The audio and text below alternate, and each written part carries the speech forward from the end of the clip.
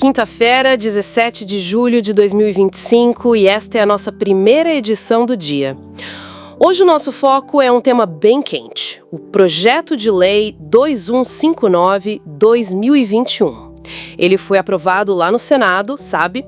Com aquela promessa de deixar o licenciamento ambiental no Brasil mais rápido, menos burocrático. Só que, as fontes que a gente levantou, e olha, são especialistas, ONGs, universidades, pintam um quadro bem diferente. Elas estão, na verdade, denunciando que esse PL pode enfraquecer bastante a proteção do meio ambiente, sabe? Colocar biomas inteiros em risco e deixar comunidades tradicionais ainda mais vulneráveis. Então, o objetivo aqui hoje é mergulhar nessas críticas. Por que tanta gente diz que são um retrocesso perigoso e não a tal modernização que foi prometida?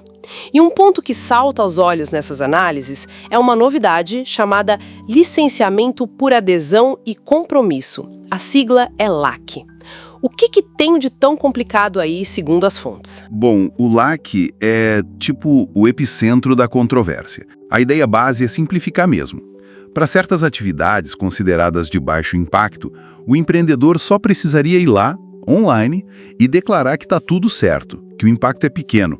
Dispensa-se uma análise técnica mais rigorosa do órgão ambiental antes de começar. É um compromisso que ele mesmo assume. Uma autodeclaração, então? Exato. Só que aí entram as críticas pesadas, né? Pareceres técnicos importantes, como o da Associação Brasileira de Avaliação de Impacto Ambiental, a ABAI, e também estudos da UFMG, eles alertam. Dizem que isso pode transformar o licenciamento numa formalidade digital, sabe? Sem uma vistoria em campo antes, sem um parecer técnico de fato, a proteção fica meio que na base da confiança só no empreendedor. E essa lógica de confiar na palavra, na autodeclaração, as fontes que você consultou mencionam se a gente já testou isso antes? Deu certo? Pois é. E aqui a comparação que as fontes fazem é bem preocupante. Lembram do Cadastro Ambiental Rural, o CAR? Lembro, sim. Aquele para regularizar as propriedades rurais, né? Isso. A intenção, no papel, parecia boa. Mas o que as análises mostram é que, na prática, o CAR acabou virando, infelizmente, uma ferramenta para grilagem de terra pública, terra de comunidade tradicional. E o resultado foi um aumento do desmatamento ilegal, principalmente lá na Amazônia Legal. Então, o alerta das fontes é muito claro. Aplicar uma lógica parecida de autodeclaração para o licenciamento ambiental é arriscar repetir um erro grave. Um erro que pode custar caro? Exato. Talvez com danos irreversíveis e numa escala ainda maior.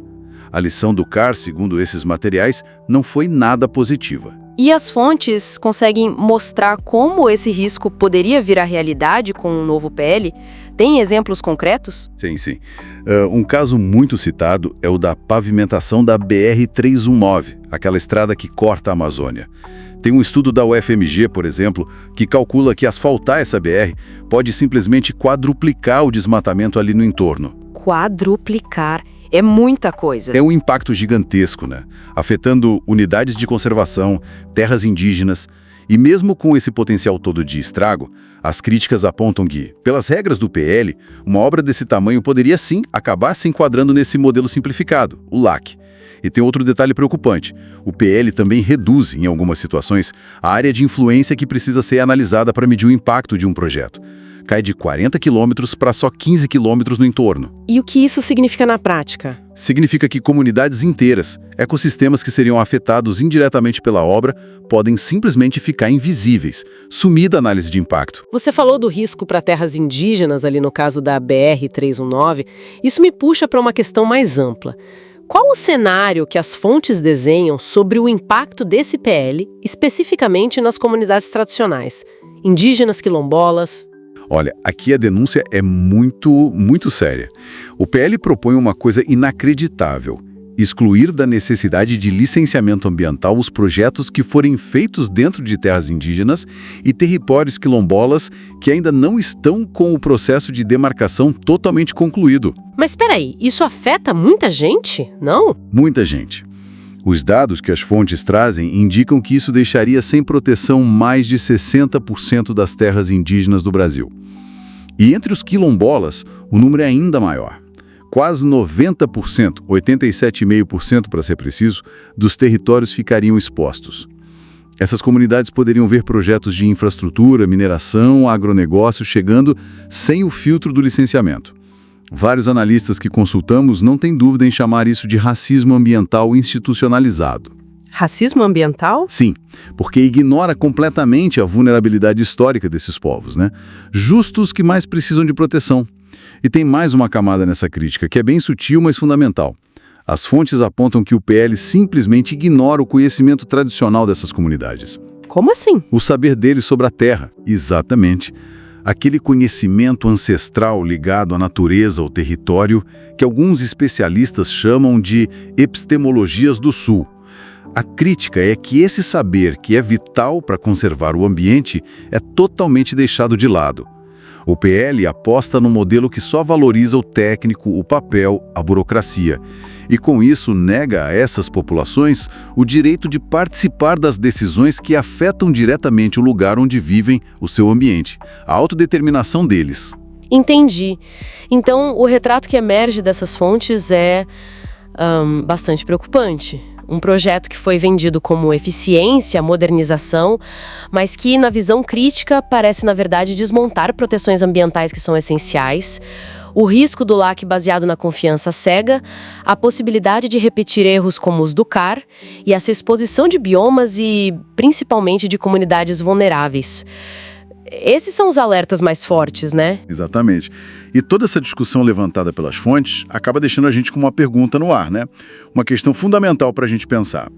Se a análise técnica prévia, que hoje é o coração do licenciamento, for tão flexibilizada assim ou até eliminado em nome da autodeclaração, como é que a gente garante que vai ter responsabilização de verdade por danos ambientais? E pelos danos sociais também? Que outras garantias, que salvaguardas poderiam existir para a gente conseguir equilibrar o desenvolvimento econômico com a proteção da natureza e das pessoas? Que, afinal, o objetivo que o licenciamento sempre buscou, né? Fica a reflexão. Bom, um minutinho e a gente já volta.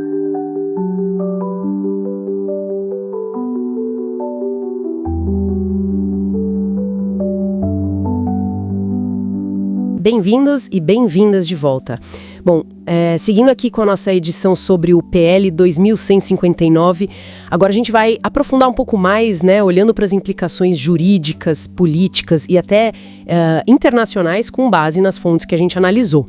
Exato. E um ponto que, nossa, salta aos olhos nessas fontes é uma preocupação grande com uma espécie de desresponsabilização legal, sabe?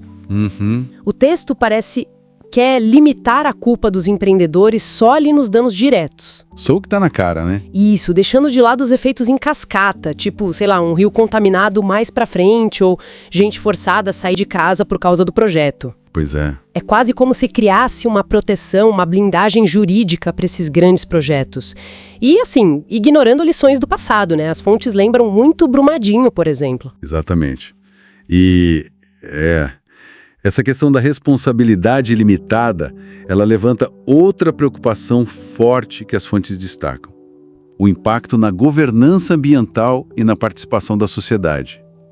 Ah, sim. A leitura que emerge ali é que o projeto meio que coloca o meio ambiente num lugar secundário, né? Frente ao crescimento econômico. Entendo. Isso fica bem claro, segundo os críticos, na proposta de tirar a avaliação ambiental estratégica, a tal da AIA. Aquela do planejamento de longo prazo, né? Essa mesma. Uma ferramenta de planejamento essencial que busca avaliar impactos antes mesmo dos projetos individuais. E tem mais, né? Apontam também um enfraquecimento de órgãos que são cruciais. Tipo quais? FUNAI na defesa indígena, o IPAM do patrimônio histórico, o INCRA da reforma agrária. Pelas críticas, eles virariam, assim, meramente consultivos. Sem poder de veto real. Exatamente, sem poder real de brecar decisões que afetam diretamente comunidades, patrimônios e até as audiências públicas, né? Seriam bem reduzidas também. Nossa! E como é que esses pontos estão repercutindo? Porque imagino que a reação seja forte, né? Sim, bastante. As fontes que a gente consultou indicam uma reação, olha, bem forte mesmo. Temos aqui informação de mais de 350 organizações socioambientais que foram até o Itamaraty, alertando para riscos diplomáticos sérios. Elas apontam possível descumprimento de acordos internacionais importantes, como o Acordo de Paris sobre Clima, a Convenção da Diversidade Biológica. Coisa séria. Muito séria. O Observatório do Clima também está nessa linha, advertindo sobre prejuízos para a imagem do Brasil, para os nossos compromissos com o clima. Pois é. E tem juristas, como o Fábio Feldman, que as fontes citam fazendo uma comparação bem dura. Ele chega a dizer que esse PL nos faria voltar para os anos 1960. Nossa, é um retrocesso enorme, então. É o que ele sugere, né? Uma época sem a estrutura de responsabilidade ambiental que a gente construiu. E não é só ele. Órgãos técnicos importantes, tipo IBAMA, Ministério Público Federal, também se manifestaram contra. E no cenário político, bom, as fontes descrevem uma dinâmica bem complexa. Imagino. O texto, na visão que é apresentada ali, reflete muito a força de certos grupos de pressão no Congresso, né? Ligados ao agro, a setores empresariais. Por outro lado, a postura do governo federal, do executivo, é classificada nos documentos como ambígua. Ambígua? Como assim? Apesar de ter um discurso público voltado para a pauta ambiental e a própria Marina Silva no ministério, né? Sim. As fontes apontam que falta uma ação mais, digamos, contundente do executivo contra o projeto. E isso gera, segundo essa análise crítica, uma percepção de contradição. Entre o discurso e a prática. Exato. Entre o que o Brasil defende lá fora e o que parece estar acontecendo aqui dentro. E o curioso é que até setores do próprio agronegócio, aqueles vistos como mais progressistas, mostram receio. Ah, é? Por quê? Principalmente com a insegurança jurídica que isso pode gerar e os danos para a imagem do país lá fora. Ninguém quer ficar associado a retrocesso ambiental, né? Faz sentido. O que fica muito evidente, então, a partir dessa leitura crítica das fontes, é que, para muita gente, esse PL não é só uma questão técnica, sabe? De como fazer licenciamento. Vai muito além, né? Muito além. É visto como um ataque direto a direitos sociais, a bens comuns, que são essenciais para todo mundo. Água limpa, moradia digna, saúde, até soberania alimentar. A discussão, por isso, ela ultrapassa o técnico. Vira uma questão ética, de que tipo de sociedade a gente quer construir. E o licenciamento ambiental nessa visão não é um entrave. Pelo contrário. Pelo contrário, é uma ferramenta fundamental para garantir justiça ambiental e um desenvolvimento que seja de fato responsável. E a conclusão que mais se destaca nesses materiais críticos é justamente um chamado forte à ação, à mobilização. Uma convocação. Sim, uma convocação para a sociedade civil, para os movimentos sociais, para as organizações, para que pressionem o executivo a vetar os pontos mais problemáticos do projeto. Entendi. A mensagem central é muito clara. Afrouxar o controle ambiental, ainda mais agora, no meio de uma crise climática global sem precedentes, não é modernização. Definitivamente não.